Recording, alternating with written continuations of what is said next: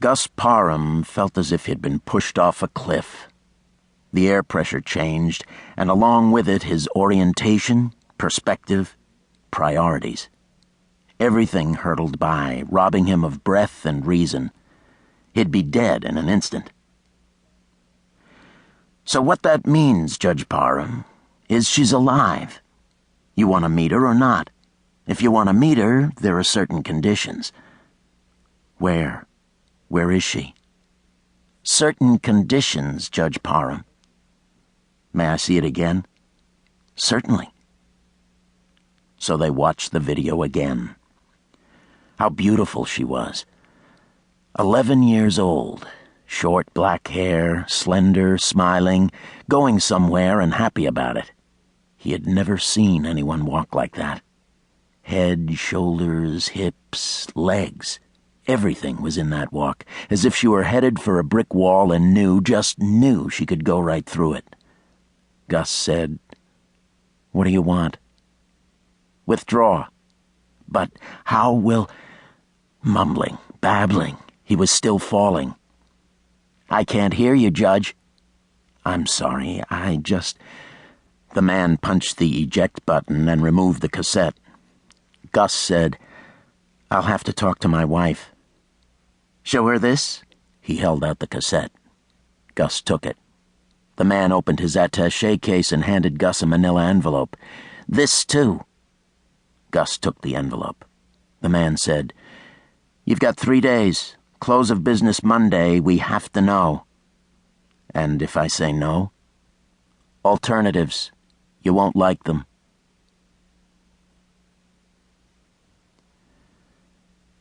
An hour later, Gus sat with his wife in the kitchen of their rented house in Vienna, Virginia. It was smaller than the kitchen in their home in Montgomery. The walls were yellow and the table was round and small. They'd moved here 3 weeks ago when he'd been nominated for a seat on the Supreme Court. The confirmation hearing was scheduled to begin in a week, and now this. What would this do to Michelle? Their marriage was perfect. They had never stopped loving each other.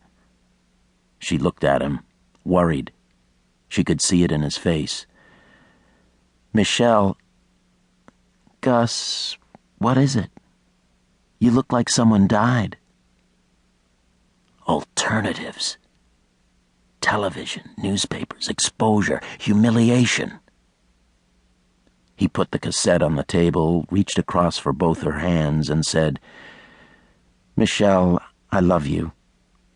I will always love you, no matter what." "What is it, Gus?"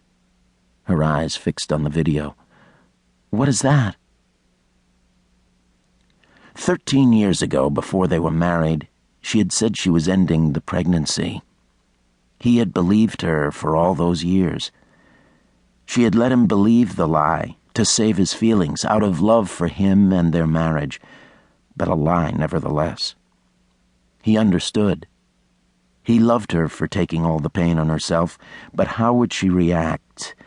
He wasn't sure. He stood. "Let's go in the living room." They sat on the sofa, still holding hands. Her face was dark, sensing trouble. "I'm afraid, Michelle, that when I say what I have to say, there may not be a chance to tell you again how much I really love you." She was staring into his eyes, scared to death. "Tell me, Gus." He said, "Honey, I know you didn't end the pregnancy." Her fingers tightened around his hand, but her eyes didn't leave his face. How do you know?" "I'll tell you in a minute. There's something else." Her eyes went to the video in his other hand. "What is it?" He got up, put the video in the VCR, and came back and sat next to her with the remote in his hand. She hugged herself and shivered. Gus said, "Are you all right?" "I don't feel well. I'm freezing." "Do you want me to get you something?" She closed her eyes and shook her head. "Let me see it." He pressed the button. She tilted her head forward, looking up tentatively. The girl came